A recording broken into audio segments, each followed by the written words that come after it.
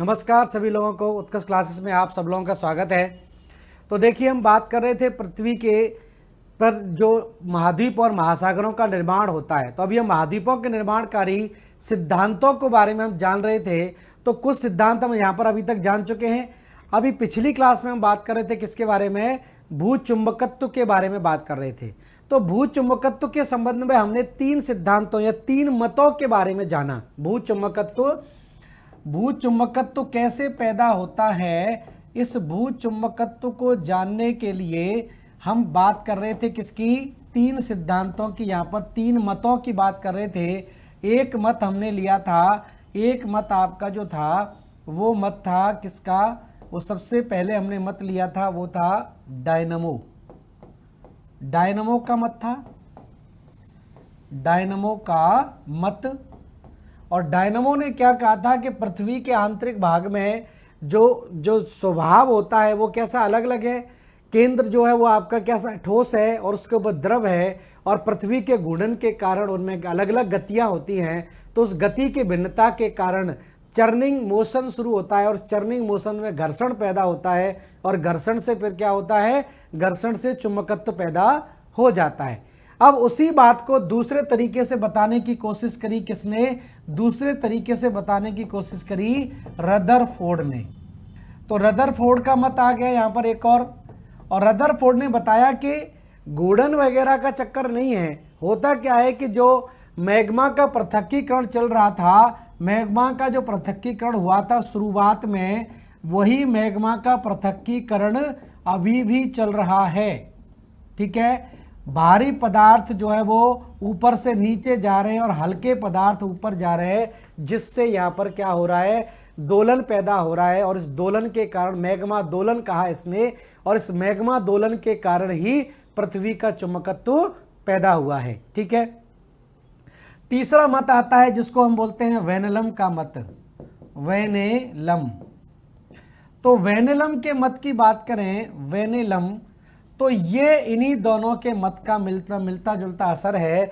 तो अभी हम बात करेंगे किसकी? वेनेलम के मत की बात करेंगे, और सिंपल सी भाषा में इसको लिख लेते हैं, बहुत ज़्यादा नहीं है, वही बात इसने एक बार करने की बात की है।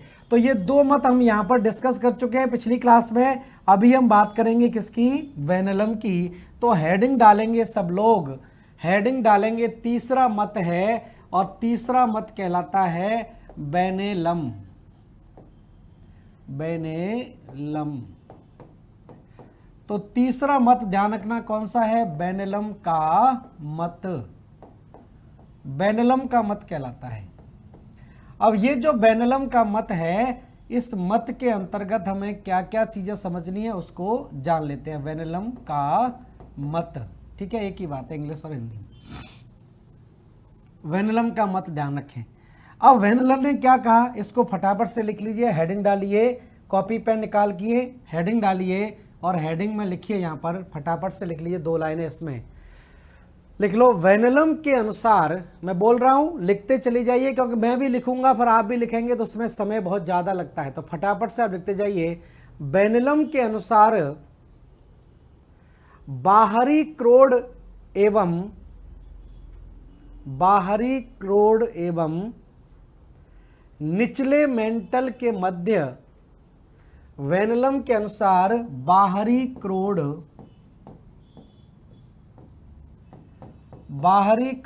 तथा निचले मेंटल के मध्य वेनेलम के अनुसार बाहरी क्रोड तथा निचले मेंटल के मध्य खनिजों के ऊर्ध्व एवं अधो प्रवाह। ऊर्ध्व मतलब ऊपर और अधो मतलब नीचे। ऊर्ध्व एवं अधो प्रवाह से पारस्परिक घर्षण पैदा होता है। खनिजों के ऊर्ध्व एवं अधो प्रवाह से पारस्परिक घर्षण उत्पन्न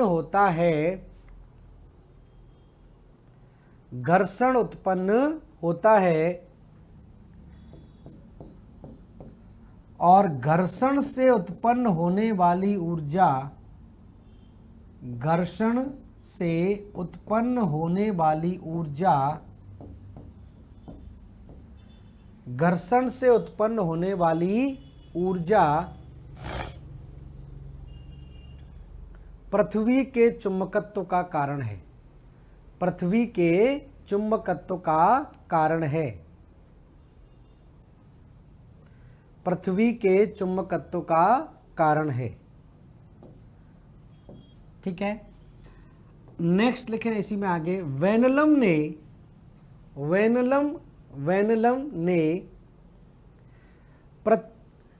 दोलन के स्थान पर, वेनलन ने दोलन के स्थान पर, वेनलन ने दोलन के स्थान पर, दोलन को इसने हटा दिया है, दोलन के स्थान पर खनिजों की घर्षणात्मक ऊर्जा, खनिजों की घर्षणात्मक ऊर्जा, खनिजों की घर्षणात्मक ऊर्जा को स्वीकार किया है। तो इसने दोलन को नहीं माना है, इसने किसको माना है कि घर्षण पैदा होता है, घर्षणात्मक ऊर्जा को स्वीकारा है। ठीक है, घर्षणात्मक ऊर्जा को स्वीकारा है। ठीक है, तो इसने साफ साफ ये कहा है कि जो खनिज होते हैं, इन खनिजों का क्या होता है, संचरण होता है, खनिजों का संचरण होता है। और खनिजों का जो संचरण होता है वो एक तो ऊर्ध्व होता है और अधो होता है, मतलब भारी खनिज जो होते हैं वो ऊपर से कहाँ आते हैं, नीचे की तरफ आते हैं, जबकि जो हल्के खनिज होंगे, हल्के खनिज उत्प्लावित कर जाएंगे, तो हल्के खनिज नीचे से ऊपर की तरफ जाएंगे। जब भारी ऊपर से नीचे और हल्के नीचे से ऊपर, तो इसके कारण यहाँ पर क्या पैदा होगा, घर्षण पैदा होगा। और इसी घर्षण के कारण यहाँ पर इसने क्या बताया कि जो घर्षणात्मक ऊर्जा उत्पन्न होगी, इसी घर्षणात्मक ऊर्जा का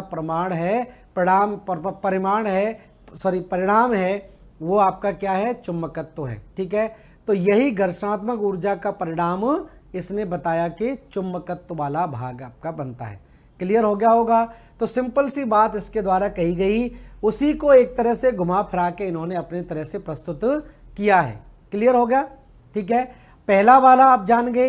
पहले वाले में या सबसे पहले जो डायनामो ने दिया, डायनामो ने कहा कि जो ठोस पदार्थ है उसके ऊपर द्रव तेजी से घूमता है और दोनों मेटल हैं और मेटल आपस में रगड़ खाएंगे तो क्या होगा, चुंबकत्व पैदा होगा। यही चीज रदरफोर्ड ने दूसरे तरीके से बताई। इसने बोला कि मैग्मा का पृथक्कीकरण हो रहा है और मैग्मा के पृथक्कीकरण में भारी पदार्थ नीचे जा रहे हैं और हल्के पदार्थ ऊपर की तरफ जा रहे हैं, तो उसके कारण दोलन की क्रिया पैदा हो रही है। और उस दोलन के कारण क्या हो रहा है, उस दोलन के कारण यहाँ पर जो पृथ्वी का चुंबकत्व है वो उत्पन्न हो रहा है। और तीसरा जो वेनलम है, वेनलम ने एक और चीज बता दी।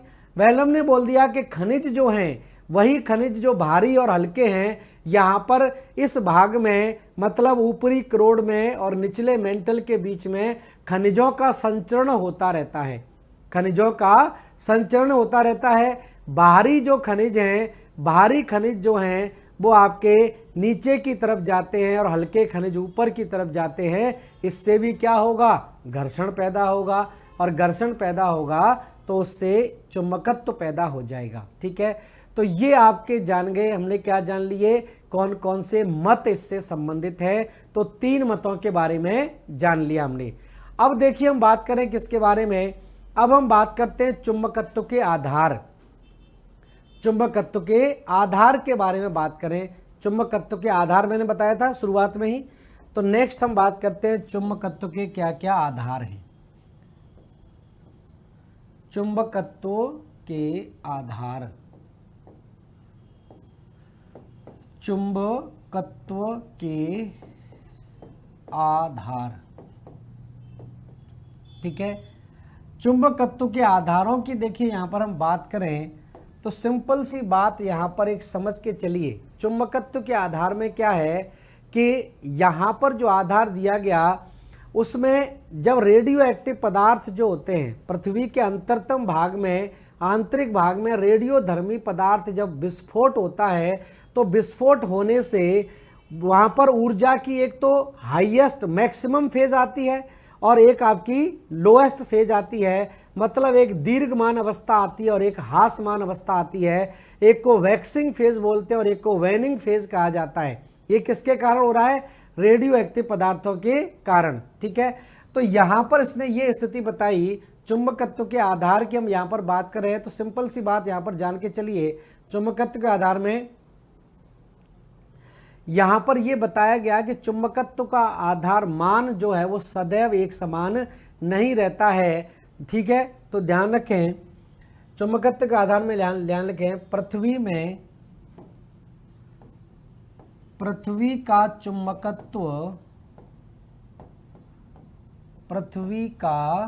चुंबकत्व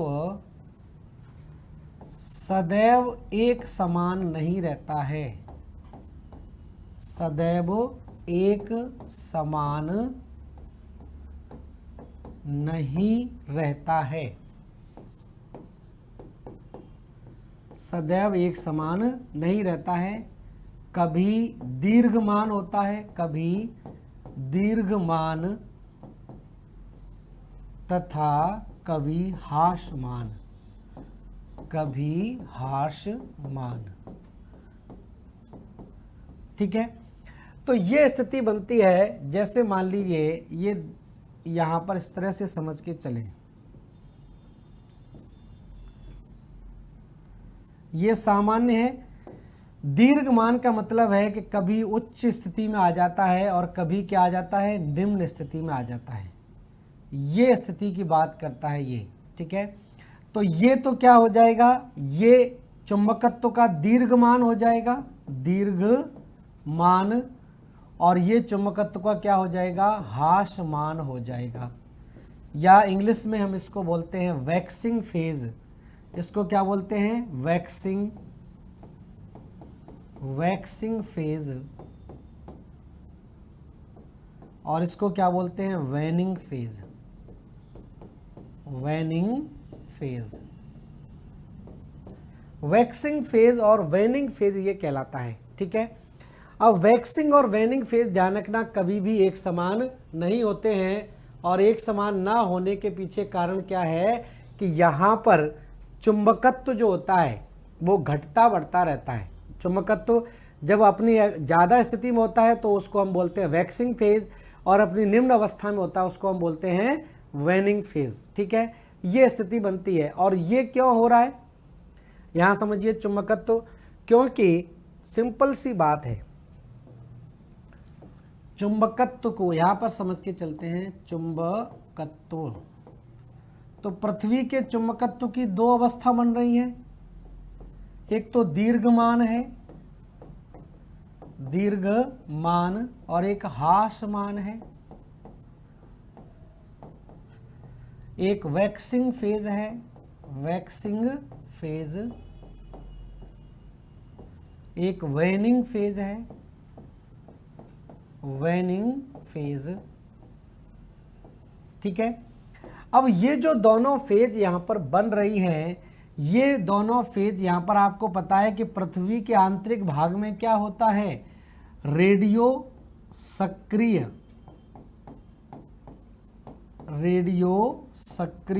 तत्व पाए जाते हैं। अब ये जो रेडियो सक्रिय तत्व है इनके अंदर क्या होगा? विस्फोट होगा। ठीक है, रेडियो सक्रिय तत्वों के अंदर जब विस्फोट होता है और विस्फोट होगा तो सिंपल सी बात है, जब विस्फोट होगा तो उस समय ऊर्जा ज़्यादा निकलेगी, उच्च ऊष्मा ऊर्जा निकलेगी, और जब विस्फोट आपका रुक जाएगा तो ऊर्जा कैसी हो जाएगी? निम्न हो जाएगी। तो ध्यान रखना, जब विस्फोट होगा तो यहाँ पर उच्च ऊर्जा उत्पन्न होगी, और जब विस्फोट रुक जाएगा तो ऊर्जा कैसी हो जाएगी? निम्न ऊर्जा हो जाएगी। ठीक है, और चुंबकत्व का प्रभाव इसके ठीक विपरीत होता है। जब उच्च ऊर्जा होती है, ध्यान रखना, जब तापमान उच्च होता है, तापमान उच्च होगा तो चुंबकत्व कम होता है, और तापमान जब कम होता है तो चुंबकत्व का प्रभाव ज़्यादा होता है। ये बहुत बार एग्जाम में पूछा गया है। तो जब भी चुंबक को गर्म करते हैं तो ध्यान रखना उसमें चुंबकीय गुणों का कमी आने का ह्रास होता है, और जब उसको ठंडी करते हैं तो उसमें चुंबकत्व में वृद्धि होती है। ये भी ध्यान रखना है आपको। तो ध्यान रखना, जब उच्च ऊष्मा ऊर्जा निकलेगी, उच्च ऊष्मा, यहाँ पर उच्च ऊर्जा है तो उच्च ऊष्मा होगी, तो यहाँ पर ध्यान रखना चुंबकत्व में क्या होगी, कमी आएगी, चुंबकत्व का ह्रास होगा।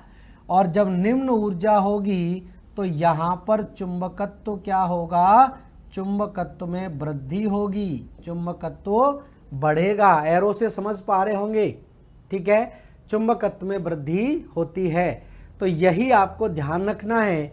तो पहला समझ गए क्या स्थिति है, पहला गुण क्या है, पहला पृथ्वी के चुंबकीय गुण की स्थिति क्या है कि जब रेडियो सक्रिय पदार्थ विस्फोट करते हैं तो विस्फोट में उच्च ऊष्मा निकलती है, और जब उस उच्च ऊष्मा निकलेगी उस समय चुंबकत्व क्या होगा, चुंबकत्व उस समय किस फेज में होगा, चुंबकत्व उस समय किस फेज में होगा, वेनिंग फेज में होगा, वेनिंग फेज में होगा। और जब निम्न ऊर्जा होगी तो उस समय चुंबकत्व किस स्थिति में होगा, वैक्सिंग फेज में होगा। उम्मीद है क्लियर हो रहा होगा। यहाँ पर चुंबकत्व का ह्रास होगा और यहाँ पर चुंबकत्व की वृद्धि होगी। गुण जान गए, चुंबक के गुण हमने पढ़े हैं बचपन में, वही गुण आपके वही चुंबक की हम बात कर रहे हैं पृथ्वी की, ठीक है।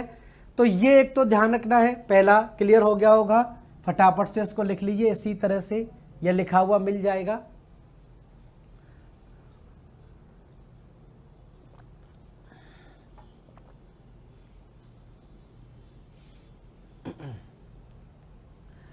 दूसरा गुण क्या होता है, दूसरा गुण ध्यान रखना, इसको हम बोलते हैं पोलर वांडरिंग, पोलर वांडरिंग कहा जाता है।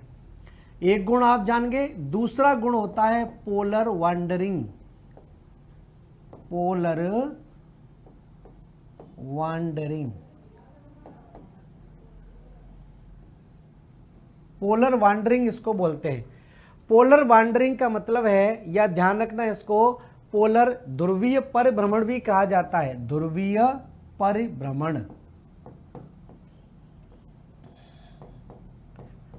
ध्रुवीय परिभ्रमण, या ध्रुव बदल जाते हैं। यह सिंपल भाषा मान लें, ध्रुव बदल जाते हैं।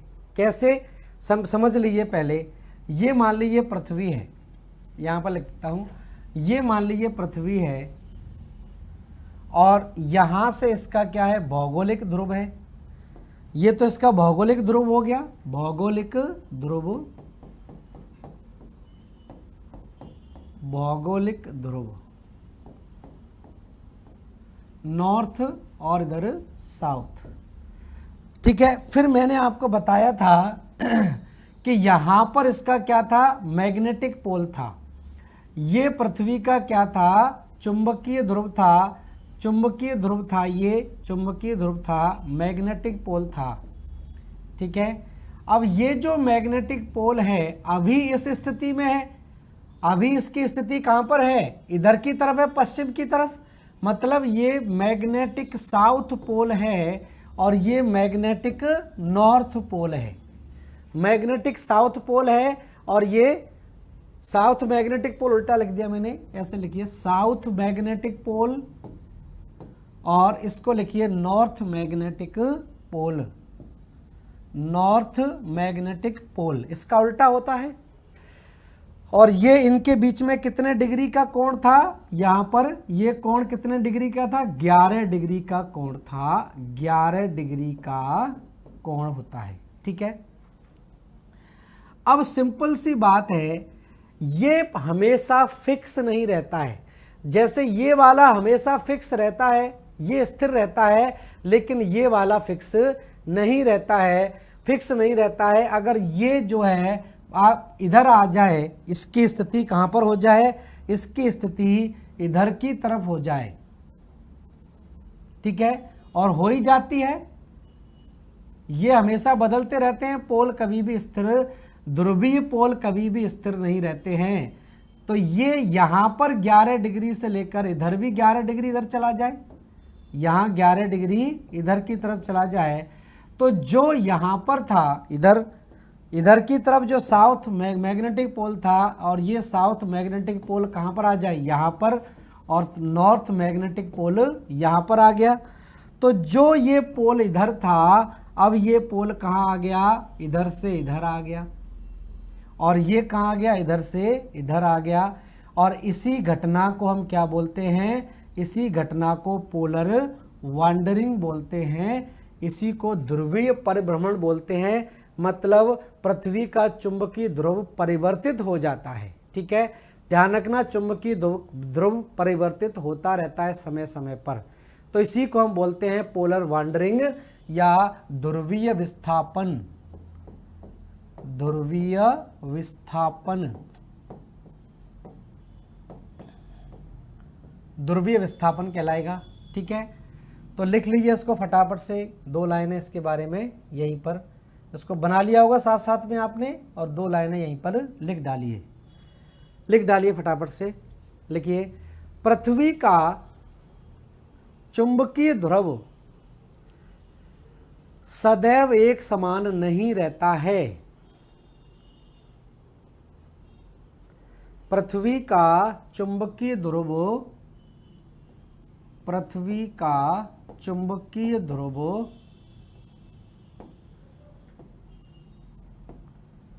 सदैव एक समान नहीं रहता है। सदैव एक समान नहीं रहता है। सदैव एक समान नहीं रहता है, बल्कि यह दोनों भौगोलिक ध्रुवों, बल्कि यह दोनों भौगोलिक ध्रुवों के दोनों ओर, भौगोलिक ध्रुवों के दोनों ओर घूर्णन करता रहता है। घूर्णन करता है या घूर्णन करता रहता है। घूर्णन करता रहता है। ठीक है, यह घूर्णन या परिभ्रमण, यह घूर्णन या परिभ्रमण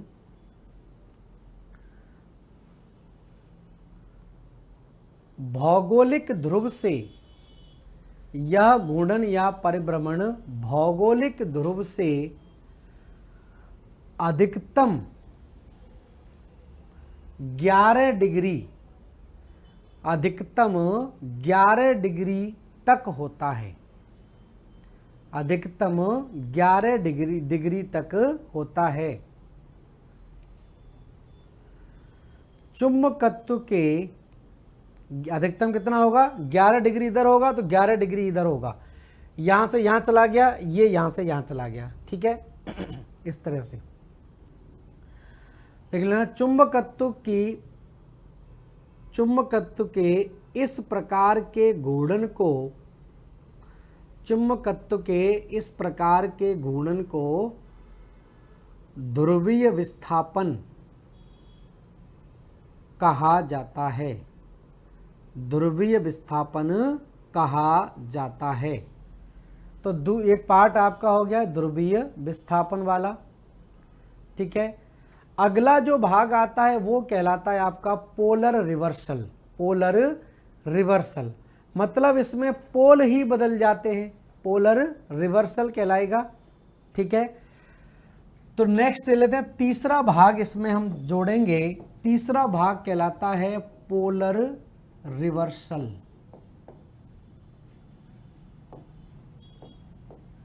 धारणाओं में मैंने 3 धारणाएं बताई थी, तो तीसरी धारणा कौन सी थी, पोलर रिवर्सल या ध्रुवीय व्युत्क्रमण। ध्रुवीय व्युत्क्रमण।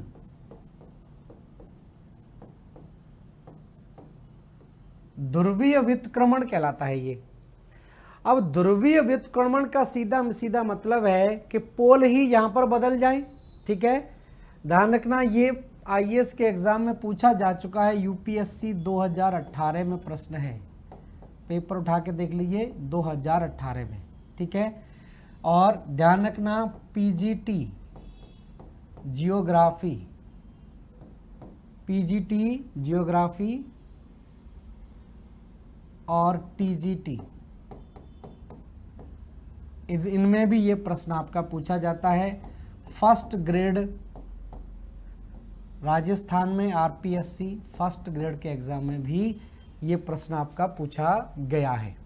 ठीक है, तो ध्यान रखें, इसमें ध्रुवीय व्युत्क्रमण से सीधा सीधा मतलब ये होता है, ध्रुवीय व्युत्क्रमण से सीधा सीधा मतलब ये होता है कि जैसे समझिए उसको, यहां पर पहले क्या स्थिति है, जैसे ये मान लीजिए पृथ्वी है, ये पृथ्वी हो गई। ठीक है, और ये पृथ्वी का क्या है, ये तो भौगोलिक ध्रुव हो गया, ये इसका भौगोलिक ध्रुव है, और यहां पर इसका क्या था, ये मैग्नेटिक पोल था, चुंबकीय ध्रुव हो गया, ये क्या हो गया, चुंबकीय ध्रुव। ठीक है, इतना तो क्लियर है। ये नॉर्थ पोल था और इधर की तरफ साउथ पोल था, और ये क्या था, ये साउथ मैग्नेटिक पोल था और ये नॉर्थ मैग्नेटिक पोल था। लेकिन स्थिति क्या हो जाए, स्थिति ऐसी हो जाए कि ये इसका जब यहाँ पर रिवर्सल हो रहा है, इस रिवर्सल के साथ साथ में इसके ध्रुव में भी परिवर्तन आ जाए। ठीक है, यहां पर जब ये परिवर्तन आ रहा है, मतलब स्थिति क्या हो रही है कि ये जो नॉर्थ पोल है, ये जो नॉर्थ मैग्नेटिक पोल है, ये यहां पर आ जाए और साउथ मैग्नेटिक पोल यहां पर आ जाए। यही घटना क्या कहलाती है, यही घटना कहलाती है पोलर रिवर्सल या ध्रुवीय व्युत्क्रम। क्लियर हुआ होगा कुछ। ठीक है, सामान्य सी बात समझिए, ये तो नॉर्थ पोल है, ये तो भौगोलिक पोल है, ये आप जानते ही हैं, और ये ध्रुवीय पोल हैं दोनों के दोनों, ये दोनों क्या है, चुंबकीय पोल है। स्थिति में क्या बदलाव आता है, स्थिति में बदलाव ऐसे आता है कि ये जो साउथ मैग्नेटिक पोल है ये नॉर्थ मैग्नेटिक पोल हो जाए, और ये नॉर्थ मैग्नेटिक पोल है ये साउथ मैग्नेटिक पोल हो जाए। ठीक है, तो यहाँ पर क्या होता है कि ये पोलरिटी जो कहती है पोलर रिवर्सल या ध्रुवीय व्युत्क्रमण जो होता है, ये दो भागों में विभाजित रहता है। फिर से एक पोलर इवेंट कहलाता है और एक आपका कहलाता है इपोक पोलरिटी। ठीक है, तो इसको हम बोलते हैं क्या, पोलर इवेंट, पोलर इवेंट, और एक कहलाता है epoch polarity, EPOCH, epoch polarity. मतलब इसको परिवर्तित होने में लगभग 1 साल लग जाए। कितना, लगभग 1 वर्ष का समय, 1 लाख वर्ष का, 1 लाख वर्ष का समय लगता है इस पोल को परिवर्तित होने में। तो ये पोलर इवेंट कहलाता है, और इसको परिवर्तित होने में 8 से 10 लाख साल का समय लग जाए, 8 से 10 लाख साल लग जाएं, तो ये क्या कहलाएगा, इपोक पोलरिटी कहलाता है। ठीक है, तो इसको बना लीजिए, फटाफट से इसको लिख लेते हैं, फटाफट से लिख डालिए इसको। तो इसमें ध्रुव का ही व्युत्क्रमण हो जा रहा है, ध्रुव ही बदल गए। ठीक है, बना लीजिए, नहीं तो बना बनाया मिल जाएगा, लिख लीजिए इसमें, लिखिए इसमें हेडिंग डाल दीजिए ऊपर, ध्रुवीय व्युत्क्रमण। तो लिखिए, पृथ्वी का चुंबकीय ध्रुव हमेशा, पृथ्वी का चुंबकीय ध्रुव हमेशा समान दिशा में नहीं रहता।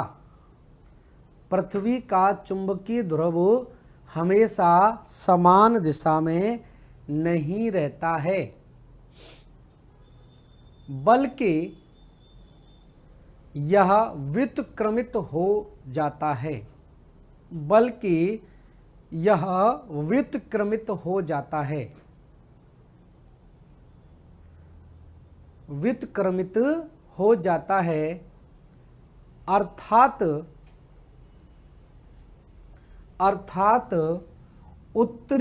दक्षिणी चुंबकीय ध्रुव, अर्थात दक्षिणी चुंबकीय ध्रुव उत्तरी चुंबकीय ध्रुव में,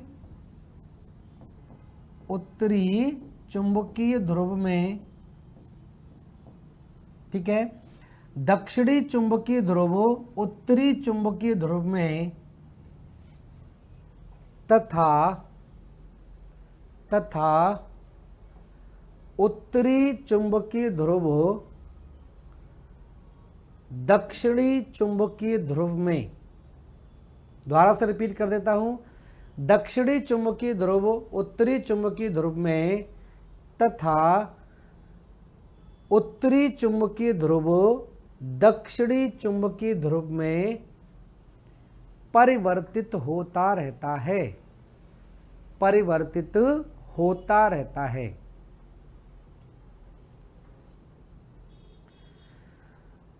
नेक्स्ट लाइन से लिखिए, यदि यह घटना लगभग 1,00,000 वर्ष में होती है, यदि यह घटना लगभग 1,00,000 वर्ष में होती है तो इसे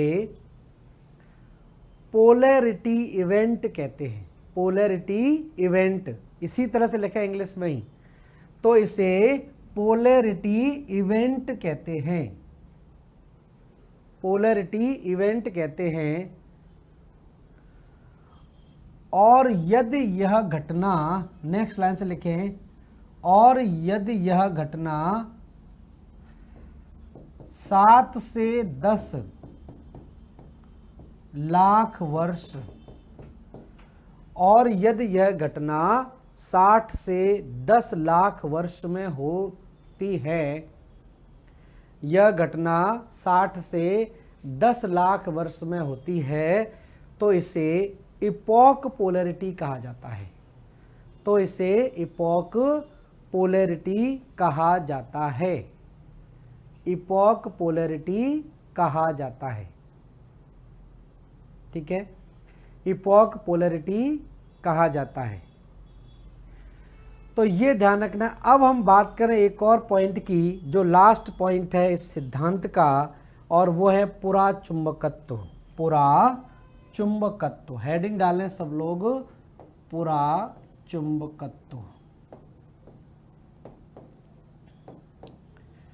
पुरा चुंबकत्व भी पोलैरिटी के बारे में ही सब बताता है।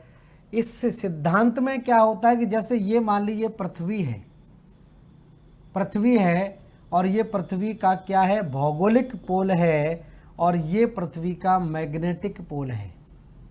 ये मैग्नेटिक पोल हो गया और ये 11 डिग्री का अंतर हो गया दोनों के बीच में, ठीक है।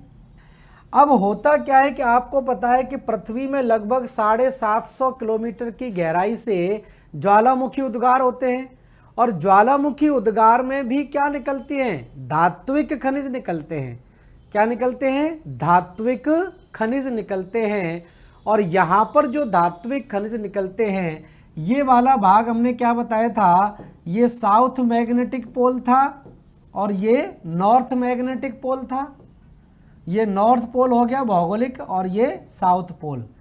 तो जो ज्वालामुखी उद्गार होते हैं, ये मान लीजिए ज्वालामुखी उद्गार यहाँ से हुआ और ज्वालामुखी उद्गार में यहाँ से पदार्थ निकले और इस पदार्थ यहाँ पर इस तरह से पदार्थ जमा हो जाएंगे, ठीक है। अब इससे जो पदार्थ निकले हैं, इस पदार्थों में भी धातु है, और यहाँ पर जो धातु निकलती है वो धातु ठीक इसके क्या होगी, उल्टी हो जाएगी। और ये आप जानते हैं कि चुंबक की क्या स्थिति होती है, दो विपरीत पोल एक दूसरे को आकर्षित करते हैं और दो समान पोल एक दूसरे को क्या करते हैं, विकर्षित करते हैं। ये हम जानते हैं पहले से। अगर नॉर्थ पोल और नॉर्थ को साथ में लेकर आओगे तो वो एक दूसरे को दूर भगाएंगे, लेकिन नॉर्थ साउथ को लेकर आओगे तो एक दूसरे से वो जुड़ जाएंगे। चुंबक के ये गुण होते हैं।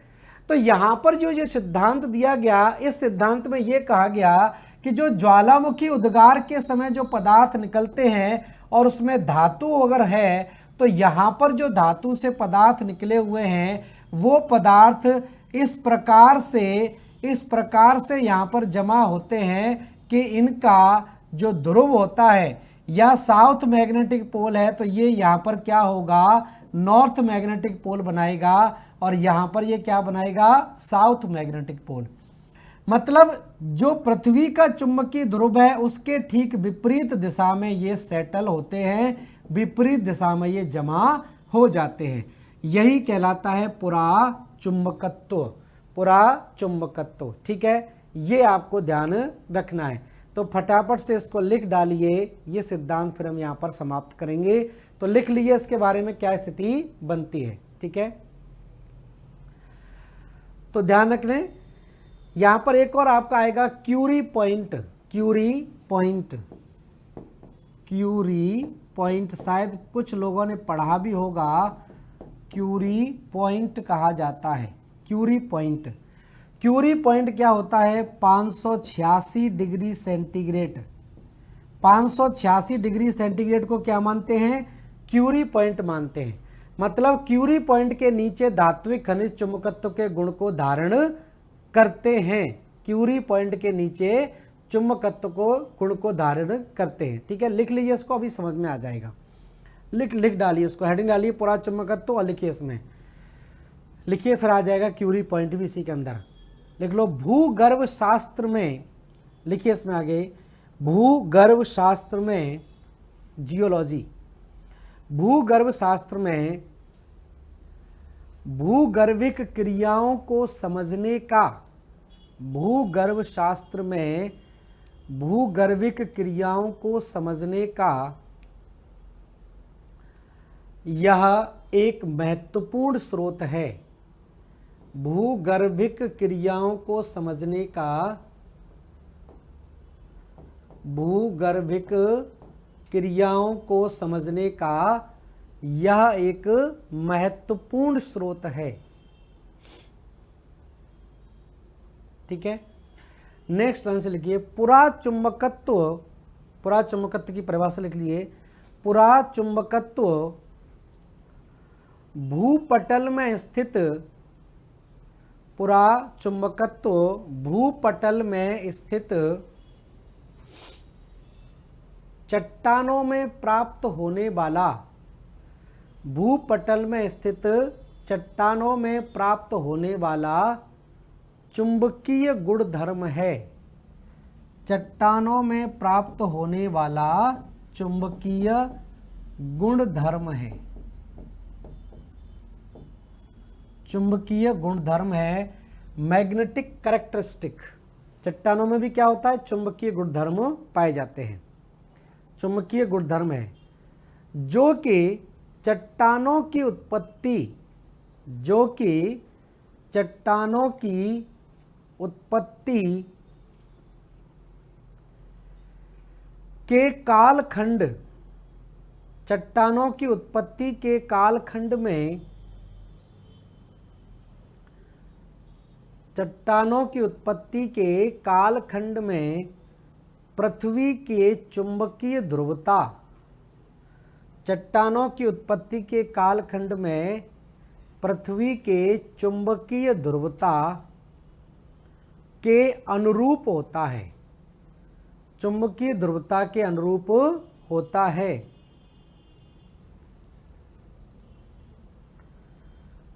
परंतु अंतर केवल इस बात को लेकर होता है, परंतु अंतर केवल इस बात को लेकर होता है